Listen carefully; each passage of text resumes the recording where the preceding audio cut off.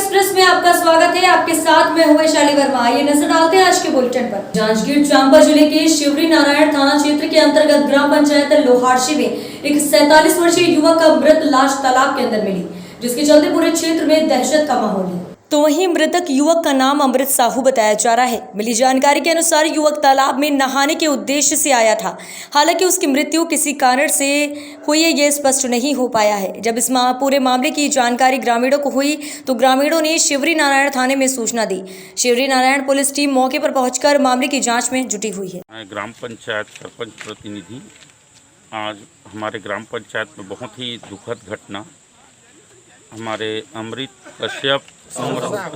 साहू उम्र 47 वर्ष सुबह 6 बजे करीबन तालाब नहाने आया था और उनके सामग्री जो है पचड़ी पे रखा हुआ था और घर वाले उनको समय होने पर ढूंढने लगे कि कहाँ है करके। तो आ करके देखे तो उनका कपड़ा यहाँ पड़ा रहा। तो दो लोग नहा रहे थे, उनको बोले कहीं यही तो नहीं होगा, देखो ऐसे करके। तो ढूंढने से पता चला पानी के अंदर था।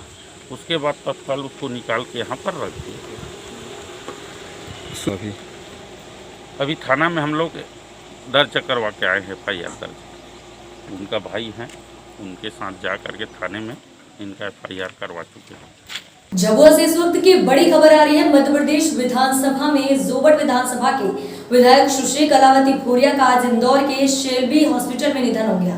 सुश्री कलावती भूरिया कोरोना से संक्रमित थीं और उन्हें इलाज के लिए पिछले सप्ताह इंदौर में भर्ती कराया गया था और वे कोरोना से संघर्ष कर रही थी, लेकिन वे कोरोना को परास्त नहीं कर सकी। आज जैसे ही सुबह उनके निधन की खबर आई, वैसे ही झाबुआ, अलीराजपुर, जोबट सहित इंदौर व आसपास के कांग्रेसियों में शोक की लहर छा गई। सुश्री कलावती भूरिया आदिवासियों की दबंग नेता के रूप में जानी जाती थी। वे महिला, शेरनी और आर्यन लेडी के रूप में भी पहचानी जाती रहीं। सुश्री कलावती भूरिया झाबुआ जिला पंचायत की 3 मर्तबा अध्यक्ष रहीं। उन्होंने झाबुआ और जोबट के विकास हेतु लगातार प्रयत्न किए। सुश्री कलावती भूरिया झाबुआ विधायक क्रांतिलाल भूरिया की भतीजी थी। जनपद हरदोई में भूख से तड़प तड़प कर मर रहे गौवंश को नोच नोच कर खा रहे कुत्ते। जनपद हरदोई के कोथावा गौरी गौशाला में तड़प तड़प कर मर रहे गौवंश, क्योंकि शासन में जिम्मेदार की उदासीनता के चलते नहीं थम रहा गौवंशों का भूख से तड़प तड़प कर मरना। आपको बताते चले कि सूबे के मुख्यमंत्री योगी आदित्यनाथ लाखों प्रयास के बावजूद जनपद हरदोई के विकासखंड कोथावा के अंतर्गत गौरी गांव की गौशाला में खंड विकास अधिकारी अमरीश कुमार सिंह, सेक्रेटरी कृपाल सिंह की अनदेखी से मर रहे हैं दर्जनों गौवंश के मरने की जानकारी भारतीय किसान यूनियन के लोकतांत्रिक संगठन जिला अध्यक्ष पुनीत मिश्रा द्वारा दी गई। उन्होंने कहा, आज शुक्रवार सुबह राहगीरों ने फोन पर आकर बताया कि विकासखंड कोथावा की गौरी गांव गौशाला में 6 गौवंश मृत अवस्था में पड़े हैं, जिन्हें कुत्ते और कौवे नोच नोच कर खा रहे हैं। मौके पर जाकर स्थिति को देखा तो वहां पर देखते रह गए। बराती बाबा ने बताया कि सूखा भूसा तो है, पर जानवरों के भूसा खाने के स्थान को साफ कर उसे भूसा डालने वाले लोग कई दिनों से नहीं आए। निवर्तमान प्रधान सावित्री देवी के पुत्र प्रतिनिधि अरुण कुमार ने जो कर्मचारियों को गौशाला की साफ सफाई एवं देखने के लिए अपनी तरफ से लगा रखा है, जो इस बार नहीं आए, जिनके चलते गौवंश भूखे मर गए हैं। उन्होंने कहा, मैंने कई बार खंड विकास अधिकारी और सेक्रेटरी को फोन पर अवगत कराया, लेकिन अभी तक कोई भी नहीं पहुंचा। खंड विकास अधिकारी अमरीश कुमार, सेक्रेटरी कृपाल सिंह को फोन भी किया गया, पर उनके द्वारा फोन पर कोई जवाब नहीं मिला। मुख्य चिकित्सा अधिकारी, जिला पशु चिकित्सा अधिकारी एवं उप जिलाधिकारी संडीला को आज फोन पर मामले की जानकारी दी गई तो सभी ने मामले को देख लेने की बात कही, जिसके तुरंत बाद खंड शिक्षा विकास अधिकारी अमरीश कुमार, बेनीगंज पशु चिकित्सा अधिकारी जय सिंह सहित प्रधान पृथ्वी अरुण कुमार मौके पर आए और मामले को रफा दफा करने का प्रयास करते हुए चलते बने। मामले को कवरेज करने आए मीडिया कर्मियों को गेट के बाहर एवं मामले को कभी न करने को कहकर गौशाला का गेट बंद कर दिया गया, जिस पर पत्रकारों ने प्रभारी निरीक्षक राजकरण शर्मा, बेनीगंज क्षेत्राधिकारी हरियाणा एवं उप जिलाधिकारी मनोज कुमार श्रीवास्तव को मामले की जानकारी दी, लेकिन मामले को सभी ने अनसुना कर दिया।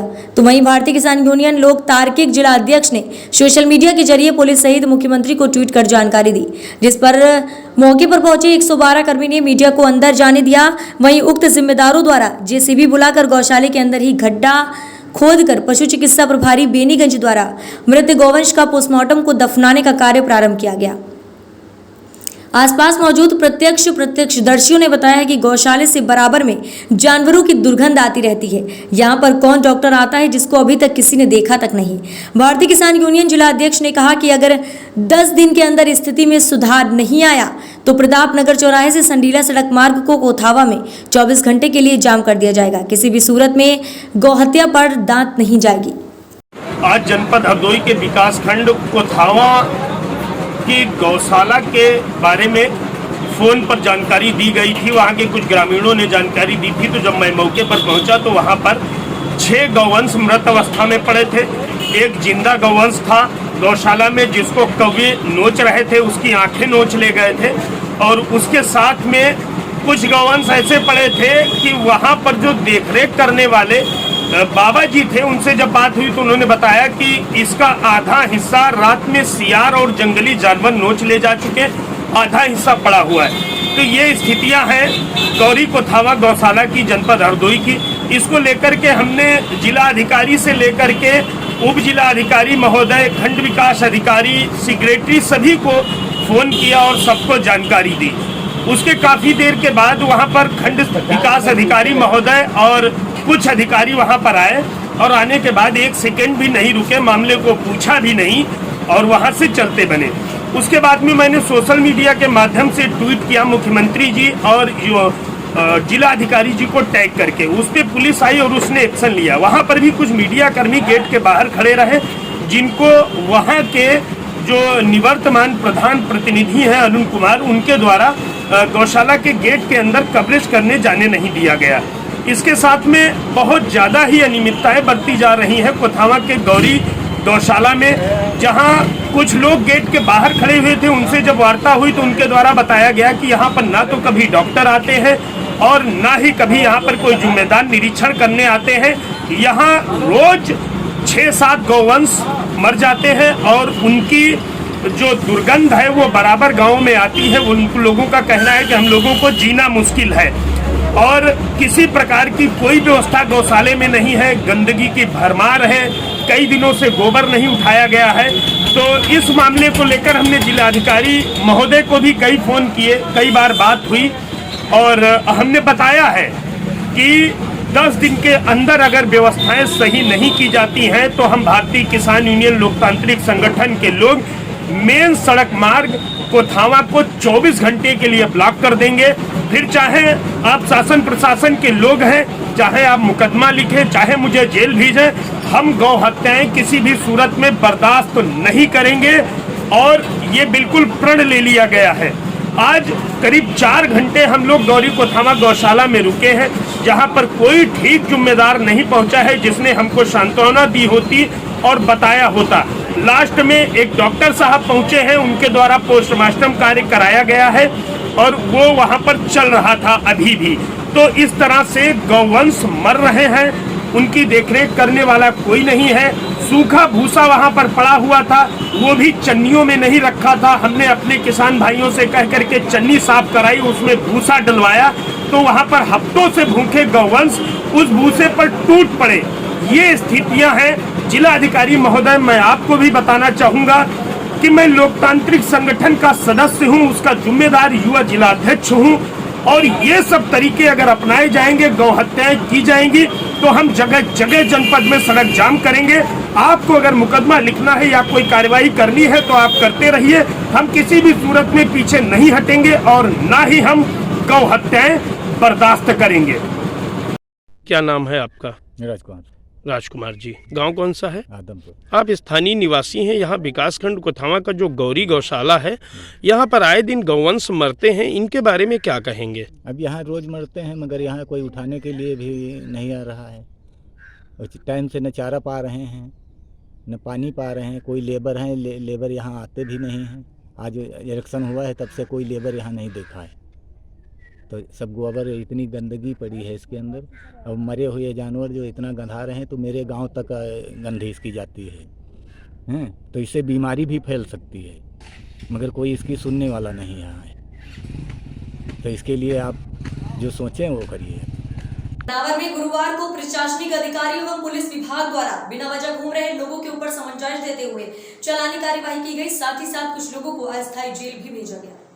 प्रशासन की लगातार अपील के बावजूद भी लोग आवाजाही करने से बाज नहीं आ रहे हैं। आवश्यक सामग्री लेने की बात प्रशासन समझता है, इसलिए सुबह 6 से 10 बजे तक आवश्यक सामग्री खरीदने के लिए लोगों को छोड़ दिया गया है। इसके बाद भी लोग दिन में बिना वजह घूमते देखे गए, जिसे लेकर अनुविभागीय अधिकारी ने अपील भी की है कि वह बिना वजह रोड पर ना घूमे। इसके बावजूद भी लोग घूमते देखे गए। उन पर 100 रुपये प्रति व्यक्ति चालानी कार्यवाही के साथ पुलिस ने अस्थायी जेल भेजना शुरू कर दिया है। उत्कृष्ट महाविद्यालय पर बनाई गई अस्थायी जेल में गुरुवार को 20 लोगों को भेजा गया। साथ ही 25 लोगों पर 100 रुपये प्रति व्यक्ति चालानी कार्यवाही भी की गई। वासियों से एक निवेदन है, सरकार भी लगातार, प्रशासन भी सतर्क है और लगातार बेहतर सुविधाएं देने के लिए तत्पर है। मेरा सभी नगरवासियों से निवेदन है, घर से अनावश्यक बाहर ना निकले।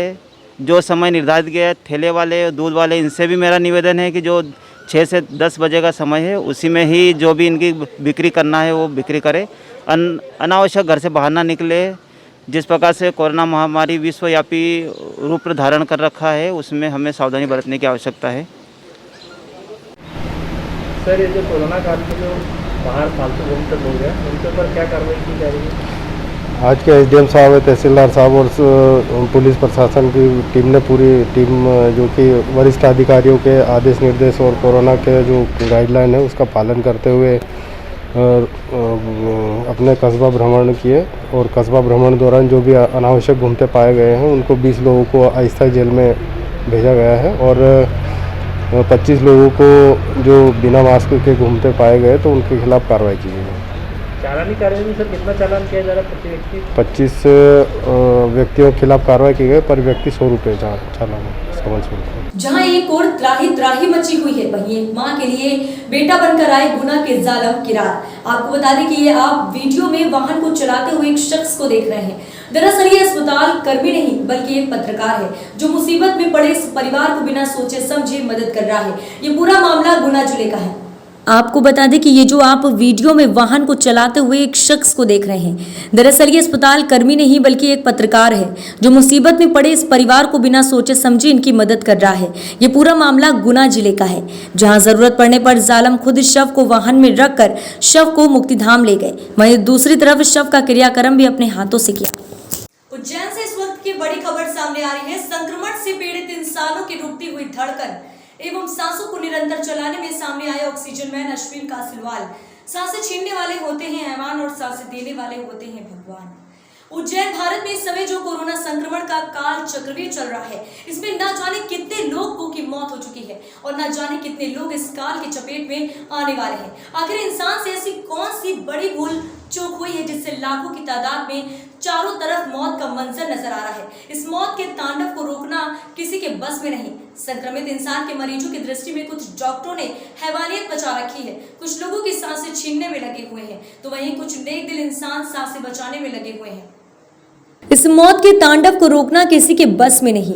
संक्रमित इंसान के परिजनों की दृष्टि में कुछ डॉक्टरों ने हैवानियत मचा रखी है, कुछ लोगों की सांसें छीनने में लगे हुए हैं, तो वहीं कुछ नेक दिल इंसान सांसें बचाने में लगे हैं। उज्जैन में ऑक्सीजन मैन के नाम से लोगों के दिलों पर छाने वाले अश्विन कासिलवाल दिन रात एक करके सैकड़ों लोगों को ऑक्सीजन उपलब्ध करवा रहे हैं। भगवान का अवतार बनकर लोगों की रक्षा करने वाले कुछ ही नेक दिल इंसान होते हैं जो अपनी जान की परवाह किए बिना दूसरों की जान बचाते हैं। ऐसे ही एक नेक दिल इंसान अश्विन कासिलवाल अपने प्राणों को खतरे में डालकर संक्रमित इंसानों की रुकती हुई सांसों को ऑक्सीजन देकर प्राण दाता बन गए हैं। पूर्व में लगे लॉकडाउन के दौरान भी कासिलवाल जी की समक्ष सेवा संस्था माय हॉट ग्रुप द्वारा प्रतिदिन हजारों राशन किट गरीब वर्गों को उपलब्ध करवा कर अन्नदाता की श्रेणी प्राप्त की थी।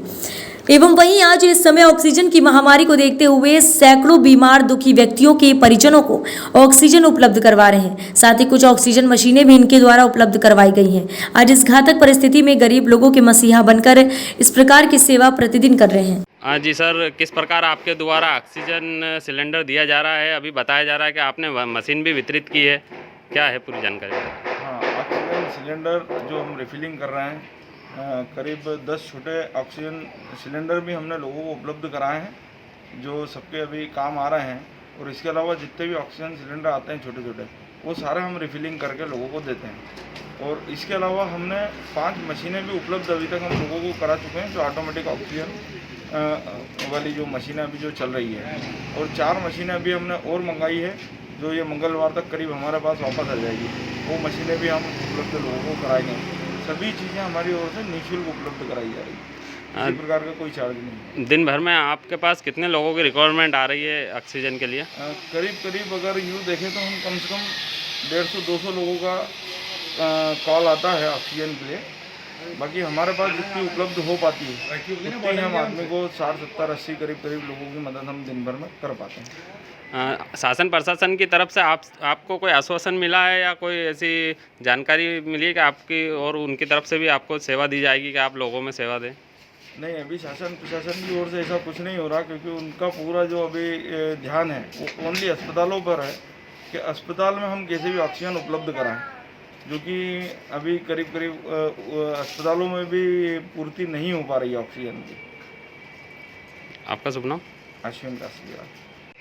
जी सर, बताइए, पूरा देश कोरोना संक्रमण से भयभीत है और चारों तरफ जो है ऑक्सीजन की काफ़ी मात्रा में कमी पाई जा रही है। आपके द्वारा काफ़ी ऑक्सीजन वितरित किया जा रहा है, किस प्रकार वितरित हो रहा है और क्या कार्य करनी?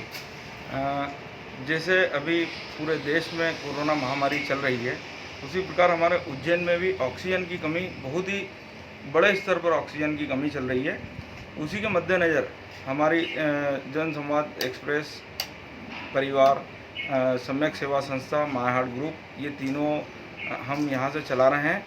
और यहाँ से हम जिस भी व्यक्ति को अस्पताल में भर्ती हो, जिन अस्पतालों ने पेशेंट को अगर बोल दिया है कि भैया ऑक्सीजन आपको लाना पड़ेगी, अब हमारे पास कोई व्यवस्था नहीं है, उन लोगों के पर्चे देखकर, और जो लोग घर पे हैं जिन्हें अस्पतालों में बेड नहीं मिले और इस कारण से वो घर पे ही अपना उपचार करा रहे हैं, उन सभी के भी पर्चे देख के डॉक्टर के, और उस आधार पे उनके हम यहाँ से सिलेंडर रिफिलिंग करके निःशुल्क, उसके अंदर निःशुल्क सिलेंडर रिफिलिंग करके और उन सबको उपलब्ध करा रहे हैं। सर, ये सिलेंडर आप कब से उपलब्ध करवा रहे हैं और अभी तक कितने करवा चुके हैं आप? ये साहब करीब 8 से 10 दिन अभी हमें हो गए हैं, और करीब रोज़ के 60-70 लोग, इन लोगों को हम जो ज़रूरतमंद हैं उनके हम सिलेंडर रिफिलिंग करके सुबह से लेकर रात तक, मतलब सुबह 8-9 बजे से करीब चालू हो जाता है, और रात को 1 बजे 1:30 बजे जैसा भी जो ज़रूरतमंद आदमी आता है कि भैया मेरे यहाँ पेशेंट बहुत इमरजेंसी है,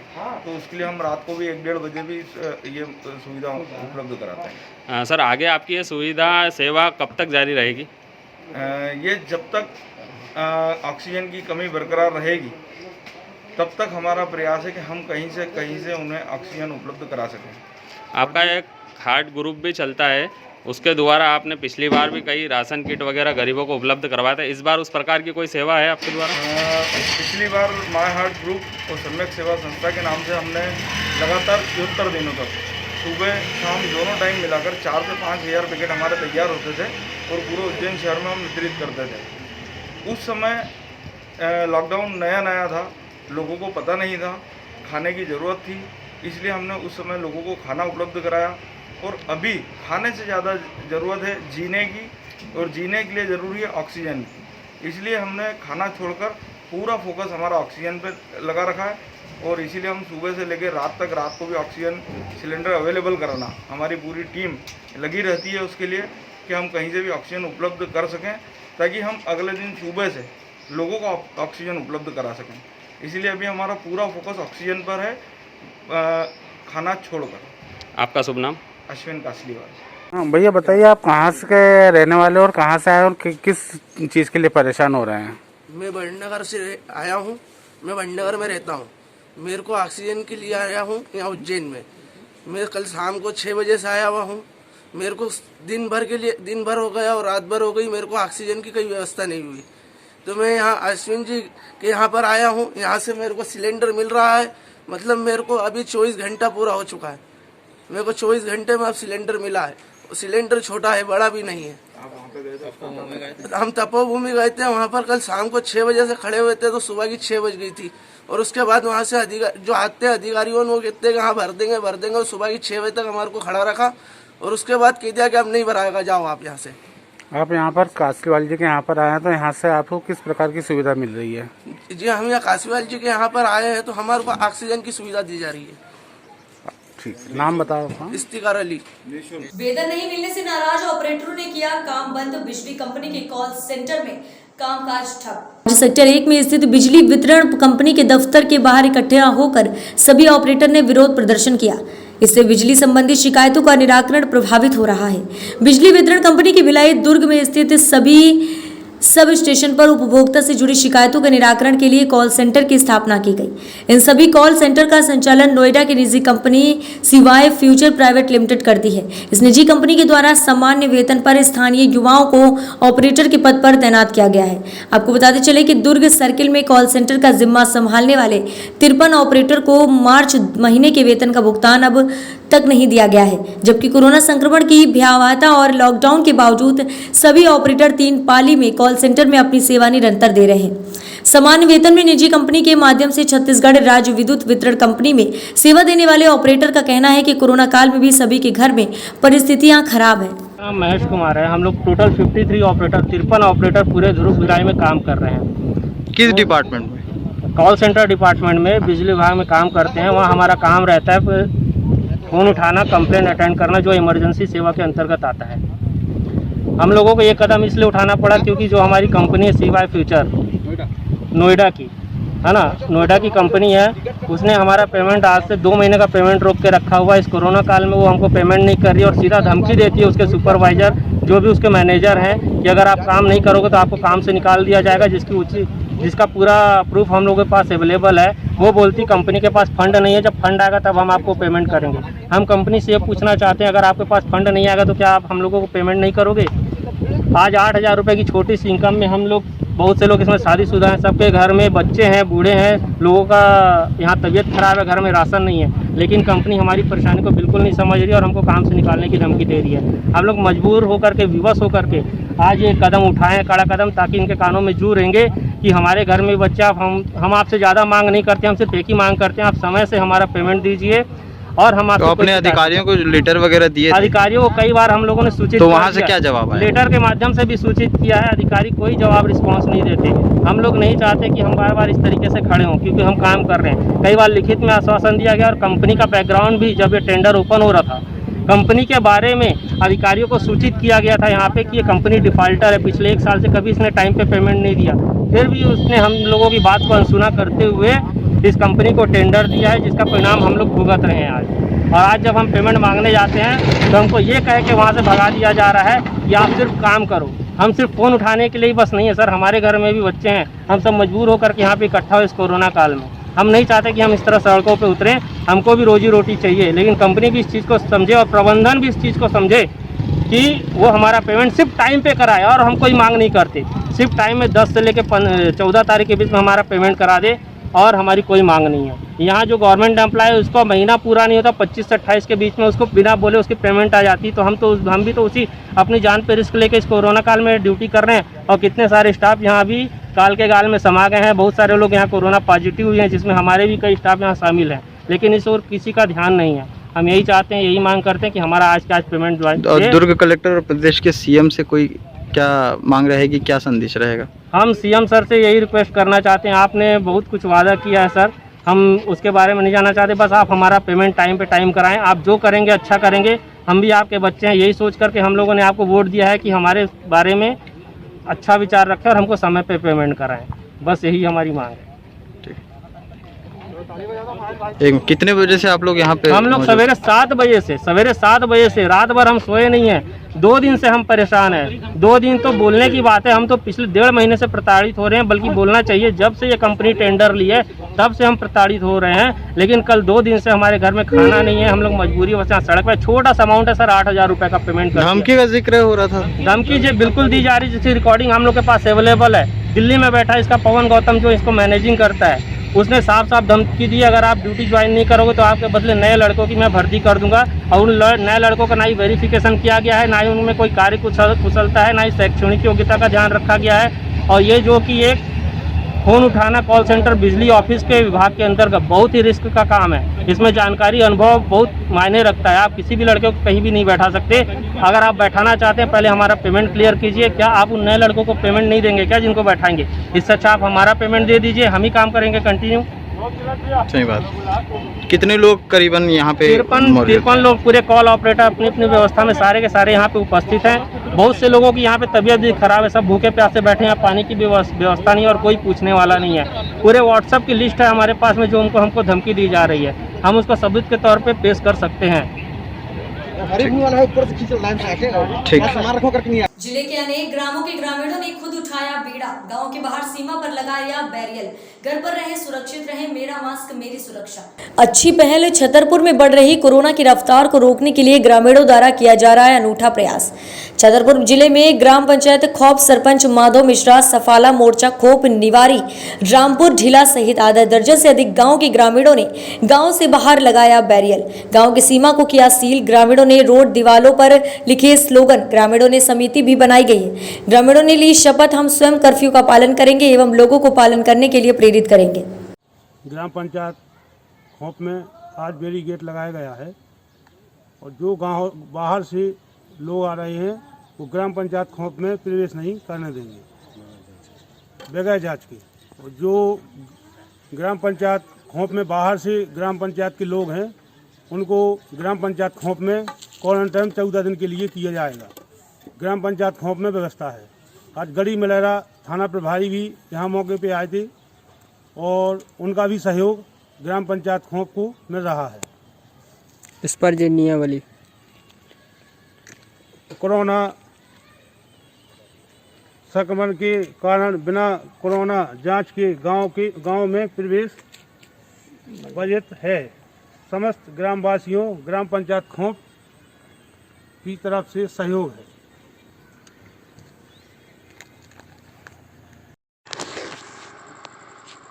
ग्राम पंचायत खोप में आज बैरिकेड लगाया गया और ग्राम पंचायत खोप में समिति भी बनाई गई। जो 20 लोगों की समिति है वो 4-4 घंटा दिन में और नाइट में भी काम करेंगे। और जो ग्राम पंचायत खोप के मजदूर बाहर हैं वो आ रहे हैं, उनको ग्राम पंचायत खोप में क्वारंटाइन किया जाएगा, उनको 14 दिन वहीं रखा जाएगा। इसके बाद उनको घर जाने देंगे और ग्राम पंचायत खोप की पूरी व्यवस्था रहेगी, खाना पीना से लेके सब व्यवस्था रहेगी इनकी। और गढ़ी मलेरा थाना प्रभारी की भी आज यहाँ उपस्थित रहे, उनका भी बहुत बहुत सहयोग है।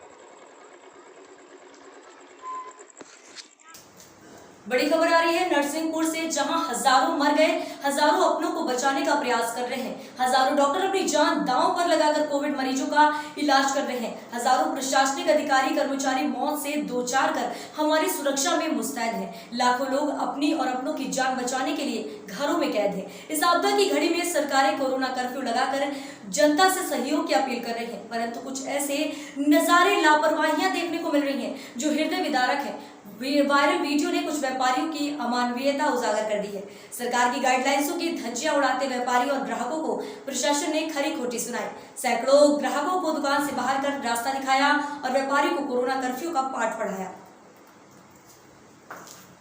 महामारी के संकट काल में जहां लोग अपने घरों के अंदर बंद हैं, प्रशासन लोगों की सुरक्षा में मुस्तैद है, तो वहीं कुछ व्यापारी अपनी दुकानों को चोर दरवाजों से ग्राहकों को अंदर ले जाते हैं और मानो ऐसा लगता है जैसे व्यापारी मौत से दो चार के लिए तैयार हैं। देखिए, वायरल वीडियो नरसिंहपुर के गोटे गांव का है, जहां एक बड़ी दुकान में साइड के दरवाजे से ग्राहकों को अंदर लिया जाता है और उन्हें अपने मनपसंद कपड़े खरीदने का अवसर प्रदान किया जा रहा है।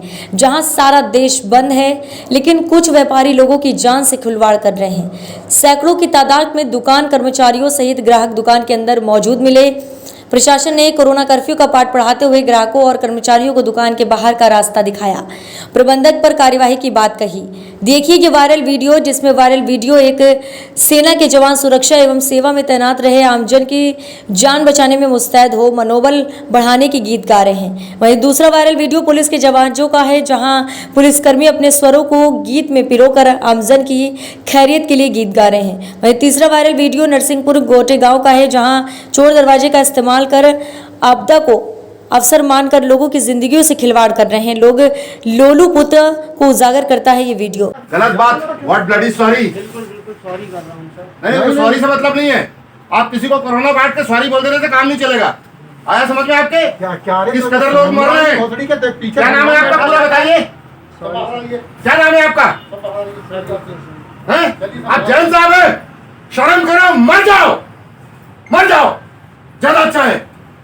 इसको तो ले चलो थाने। नहीं, यू आर स्प्रेडिंग कोरोना, अहिंसा परमो धर्म है। शर्म आती थोड़ी बहुत की नहीं आती? चलो बाहर निकलो सब। नहीं गलती नहीं चलिए, गलती की सजा मिलेगी अभी आपको। हाँ 188 क्षमा नहीं है गलती इस तरह की। 188 चलिए इनको लेके जाए, ये बच्चों को लेके घूम रहा है, आप लोग को शर्म नहीं आ रही? लॉकडाउन का आप लोग नहीं सुन रहे थे न्यूज़पेपर में?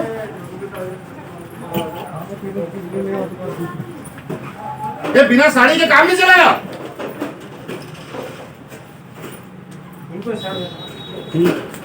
अभी कोरोना हो जाएगा तो कपड़े टंगे रह जाएंगे हैंगर में। पूरी सब्जी काम आ गई 13 दिन बाद। शर्म आना चाहिए।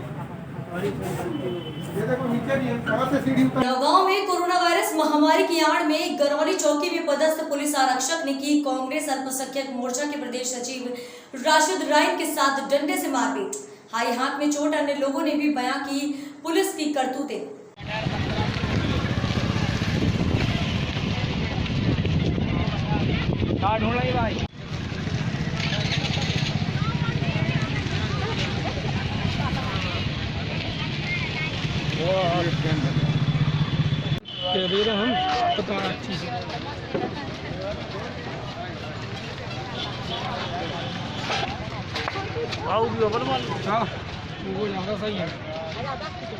जांजगीर चांपा जिले की नगर पंचायत बाराद्वार में लॉकडाउन का कराया जा रहा है सख्ती से पालन। अब लगभग 1,20,000 तक की वसूली की गई। जांजगीर जिले में लॉकडाउन का 12वां दिन नगर पंचायत बाराद्वार में प्रशासन की संयुक्त टीम ने लॉकडाउन का सख्ती से पालन कराया जा रहा है। नगर में बने फिक्स पॉइंट में प्रशासन की संयुक्त टीम अपनी ड्यूटी से मुस्तैद है। बेवजह बाहर निकलने वालों पर चालानी कार्रवाई की जा रही है। प्रतिदिन 4 से 5 हजार रुपए की चालानी कार्रवाई की जा रही है। नगर में 3 फिक्स पॉइंट बनाए गए हैं, जहां जैजैपुर चौक, रेलवे स्टेशन, दुरपा रोड आदि कई जगह पे चालानी कार्रवाई की गई। जांजगीर चांपा जिले के संपूर्ण क्षेत्र कंटेनमेंट जोन घोषित किए गए हैं, जिनमें बढ़ते संक्रमण को देखते हुए जिला मजिस्ट्रेट के द्वारा प्रथम चरण का लॉकडाउन 13 अप्रैल से 23 अप्रैल तक किया गया है। 10 दिनों का लॉकडाउन के बाद भी कोरोना संक्रमण की बढ़ती संख्या को देखकर 28 अप्रैल तक संपूर्ण जिले को कंटेनमेंट जोन घोषित किया जाएगा। इसमें लॉकडाउन का शासन प्रशासन के द्वारा सख्ती से पालन करा रही है। देश दुनिया की तमाम खबरों को जानने के लिए बने रहिए हमारे साथ न्यूज़ 24 एक्सप्रेस में।